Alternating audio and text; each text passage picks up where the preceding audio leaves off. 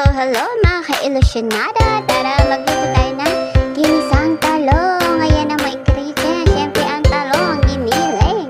At ang bawang, wala akong sibuyas. Ayan, dyan ako magpipirito. Malinis ang kawali ko na. Canola oil ang gamit ko. Ayan, ilagay natin yung malalaking talong.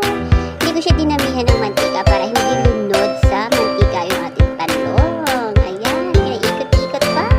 Para ka-ilusyonada ko sinera. Saan tayo magigisa na